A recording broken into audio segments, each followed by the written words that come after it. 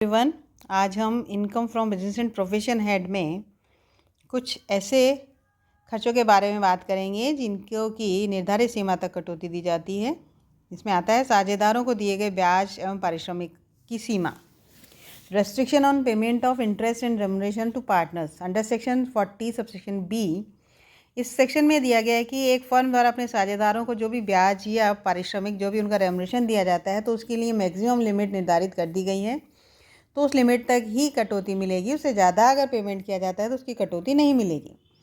तो interest to partner, साझेदारों को ब्याज, साझेदारों को जो ब्याज दिया जाता है उसके लिए ये नियम बनाया गया है कि साझेदारों को उनकी पूंजी एवं उनके द्वारा दिए गए ऋण पर 12% से अधिक ब्याज नहीं दिया जा सकता। लेकिन यदि पार्टनरशिप डीड में वर्णित ब्याज की दर इससे कम है तो साझेदारी संलेख में जो दर दी गई है उस दर से अधिक नहीं दिया जा सकता, क्योंकि पार्टनर्स की पार्टनरशिप डीड तैयार होती है और डीड में ये सब शर्तें तय होती हैं। तो अगर पार्टनरशिप डीड में कोई रेट तय की गई है जो 12% से कम है तो मैक्सिमम 12%, तो 12% वाली जो कटौती है वो 12% नहीं दी जाकर जितनी पार्टनरशिप डीड में दी गई है उतनी ही कटौती दी जाएगी। नेक्स्ट है साझेदारों को दे पारिश्रमिक, remuneration to partner. Partnership firm में जो एक्टिव पार्टनर्स होते हैं उनको रेम्युनरेशन दिया जाता है। तो पार्टनरशिप डीड में यानी साझेदारी संलेख में वर्णित सीमा से जो भी कम हो, यानी या तो सेक्शन 40B में या पार्टनरशिप डीड में जो दी गई है लिमिट, उन दोनों में से जो भी कम होगा उस लिमिट तक ही रेम्युनरेशन की कटौती मिलेगी। सेक्शन 40B में कहा गया है कि अगर किसी पार्टनरशिप फर्म में लॉस हो रहा है तो हानि की दशा में मैक्सिमम जो रेम्युनरेशन है वो 1,50,000 रुपये, चाहे हानि कितनी भी हो, मैक्सिमम 1,50,000 रुपये ही एक्टिव पार्टनर को रेम्युनरेशन दिया जा सकता है और उसी की कटौती व्यवसाय के लाभों में से दी जाएगी। और अगर प्रॉफिट पर चल रही है पार्टनरशिप फर्म तो पुस्तकीय लाभ के पहले 3 लाख रुपये तक 1.5 लाख रुपये या ऐसे लाभों का 90% जो भी दोनों में अधिक हो उतनी कटौती मिलेगी। और अगर 3 लाख से भी ज़्यादा है लाभ तो शेष पुस्तकीय लाभ पर ऐसे लाभों का 60%। अब नेक्स्ट आता है यदि 20,000 से अधिक का ऋण लिया हो और चुकाया गया हो तो खाते में जमा होने वाले चेक या खाते में जमा होने वाले ड्राफ्ट से ही उसका पेमेंट होना चाहिए। If any loan is taken or repaid and loan is of more than 20,000 then it should be by account payee cheque or account payee DD. यानी इनकम टैक्स एक्ट में ये कहा गया है कि यदि कोई व्यक्ति 20,000 से अधिक का ऋण लेता है या ऋण एवं ब्याज चुकाता है तो वह खाते में जमा होने वाले चेक या ड्राफ्ट से ही पेमेंट होना चाहिए या इलेक्ट्रॉनिक मीडिया से इसका पेमेंट होना चाहिए।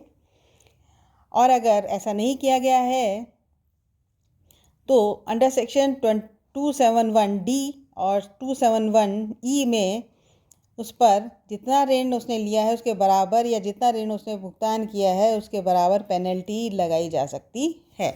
तो यहाँ ये ध्यान रखना है, ये बात हम पहले पूर्व में भी पढ़ चुके हैं कि 20,000 से जो भी कैश पेमेंट होता है उसके लिए डीडी या चेक से, क्रॉस चेक से पेमेंट होना चाहिए या इलेक्ट्रॉनिक मीडिया से पेमेंट होना चाहिए, तभी उसकी कटौती दी जाएगी। अब हम बात करते हैं कि एग्जाम्पल आप अपने आप ट्राई करेंगे। अब हम आगे बात करते हैं कि स्पष्टतः अस्वीकृत व्यय, एक्सपेंसेस एक्सप्रेसली डिसअलाउड, यानी कुछ खर्चे ऐसे हैं जो कि स्पष्ट रूप से प्रत्यक्ष या अप्रत्यक्ष रूप से व्यवसाय से संबंधित हैं लेकिन फिर भी आयकर अधिनियम और प्रत्यक्ष कर बोर्ड के निर्देश या न्यायालय के निर्णय या सामान्य सिद्धांतों के आधार पर कर योग्य आय ज्ञात करते समय इन्हें अस्वीकृत कर दिया जाता है। इनमें से अधिकांश प्रकार के खर्चों को हम पहले भी पढ़ चुके हैं, उसमें शॉर्ट में अब हम देख लेते हैं। तो इसमें है कि कुल कर योग्य आय में सम्मिलित न होने वाली आय के संबंध में किए गए खर्चे, यानी अगर कोई खर्चा ऐसा है जो कि व्यवसाय अथवा पेशे से लाभ शीर्षक में उससे संबंधित आय शामिल नहीं है तो उस आय से संबंधित कोई खर्चा अगर किया गया है तो उसकी व्यवसाय के लाभों में से कटौती नहीं मिलेगी। नेक्स्ट है अनुसंधान हेतु दान के अतिरिक्त दान, यानी व्यक्तिगत आधार पर जो डोनेशन दिए गए हैं दानों के संबंध में कोई कटौती व्यवसाय के लाभों में से नहीं मिलेगी। लेकिन यदि वैज्ञानिक अनुसंधान के लिए किए गए विशेष प्रकार के दान के लिए कटौती मिलती है, जो हम पूर्व में पढ़ चुके हैं। इसी तरीके से प्राकृतिक संपदा संरक्षण, कंजर्वेशन ऑफ नेचुरल रिसोर्सेज या अधिसूचित वनारोपण कोष को अगर कोई भुगतान किया जाता है तो उसके लिए कोई कटौती इस सेक्शन में नहीं मिलेगी व्यवसाय के लाभों में से। नेक्स्ट है, राजनीतिक पार्टी की पत्रिका या सोवेनियर में कोई विज्ञापन दिया जाता है और उस पर कोई राशि चुकाई जाती है तो उसके लिए कोई छूट नहीं मिलेगी व्यवसाय के लाभ में से। निजी व्यय, पर्सनल, करदाता के पर्सनल जो खर्चे हैं उनका पेमेंट अगर किया गया है तो व्यवसाय के लाभों में से इसकी कटौती नहीं मिलेगी। या उद्गम स्थान पर कर की कटौती न करने पर अस्वीकृत है, यानी कुछ खर्चे या कुछ पेमेंट ऐसे होते हैं जिन पर कि व्यवसायी को उद्गम स्थान पर कर की कटौती करनी होती है और अगर उसने कर की कटौती बिना किए ही उस खर्चे का भुगतान कर दिया है तो वो खर्चा अस्वीकृत होगा, व्यवसाय के लाभों में से उसको नहीं घटाया जाएगा। डायरेक्ट टैक्सेस, प्रत्यक्ष कर, आयकर एवं धन कर व्यावसायिक व्यय के रूप में स्वीकृत नहीं होते हैं क्योंकि इनका भार व्यवसाय पर न होकर करदाता पर व्यक्तिगत रूप से होता है। नेक्स्ट है, कर्मचारियों को प्रदान किए गए कर योग्य अनुलाभों पर नियोक्ता द्वारा चुकाया गया कर व्यय के रूप में स्वीकृत होगा। इनकम टैक्स एक्ट में ये प्रावधान किया गया है कि यदि कर्मचारियों को दिए गए अनुलाभों पर नियोक्ता द्वारा कोई आयकर वहन किया जाता है तो इस संबंध में से कोई कटौती नहीं मिलेगी। ये फ्रिंज बेनिफिट टैक्स होते हैं। पहले ये फ्रिंज बेनिफिट नियोक्ता के लिए कर योग्य नहीं है, इसलिए अब ये प्रावधान निष्प्रभावी है, इसका कोई इतना महत्व नहीं है।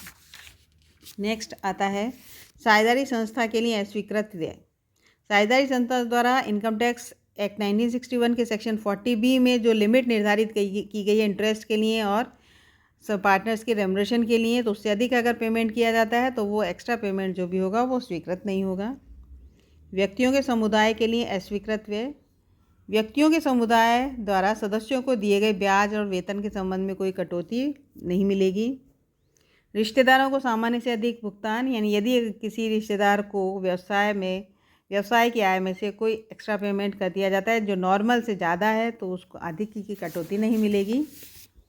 10,000 से अधिक का नगद, वाहक चेक और रेखांकित ड्राफ्ट द्वारा भुगतान। यदि ये 10,000 से अधिक का भुगतान खाते में जमा होने वाले ड्राफ्ट या खाते में जमा होने वाले चेक या इलेक्ट्रॉनिक मीडिया से नहीं करके संपूर्ण नहीं किया जाता है तो फिर जितनी भी राशि दी जाएगी पूरी की पूरी राशि अस्वीकृत होगी।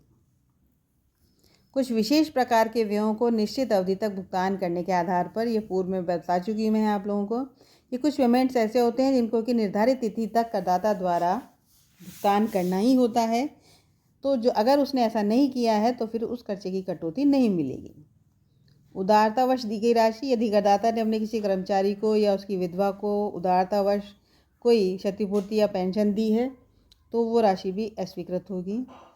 पूंजीगत हानि, कैपिटल लॉस, यानी यदि किसी कैपिटल एसेट की आग से, चोरी से, अन्य किसी कारण से वो कैपिटल एसेट नष्ट हो जाती है तो जो व्यावसायिक हानि है वो पूंजीगत हानि होगी और व्यावसायिक हानि के रूप में उसकी कटौती नहीं मिलेगी।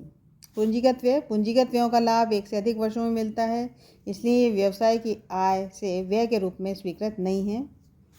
विशेष प्रकार की संपत्तियों पर डेप्रिसिएशन या किस्तों में कटौती आयकर प्रावधानों के अनुसार ही की जाती है।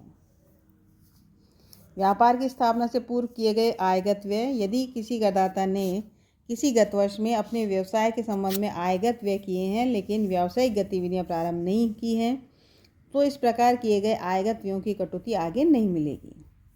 विभिन्न प्रकार के आयोजन, व्यापार के सामान्य सिद्धांतों के अनुसार प्रोविजन, जैसे बैड डेट्स के लिए, रिपेयर्स के लिए या अन्य खर्चे के लिए कोई प्रोविज़न बनाया जाता है तो इस प्रोविज़न के आयोजन की व्यय के रूप में कोई कटौती नहीं मिलेगी। कोई अर्थदंड या कानूनी व्यय है, यदि किसी अधिनियम के प्रावधानों का उल्लंघन करदाता द्वारा किया जाता है और इस वजह से उसको कोई पेनल्टी चुकानी पड़ती है तो उस पेनल्टी की कटौती व्यवसाय के लाभ में से नहीं मिलेगी, चाहे व्यवसाय से लाभ हुआ हो। तो अगर प्रावधानों का उल्लंघन, किसी अधिनियम के प्रावधानों का उल्लंघन करने की वजह से कोई कानूनी व्यय किया जाता है या कोई पेनल्टी करदाता द्वारा चुकाई जाती है तो उसकी कटौती व्यवसाय के लाभ में से नहीं दी जाएगी। अवैध व्यय, यदि करदाता कोई खर्चा करता है जो कानून द्वारा वर्जित है और ऐसे खर्चे की कटौती अगर वो व्यवसाय के लाभों में से चाहे तो उस खर्चे की कटौती नहीं। ऐसे व्यय कर योग्य अवैध आय में से भी नहीं की जाएगी, चाहे उसको कोई इलीगल इनकम भी हो तो भी उसमें से इसकी कटौती नहीं घटाई जाएगी। तो ये कुछ खर्चे थे जो कि स्पष्टतः अस्वीकृत व्यय की श्रेणी में आते हैं।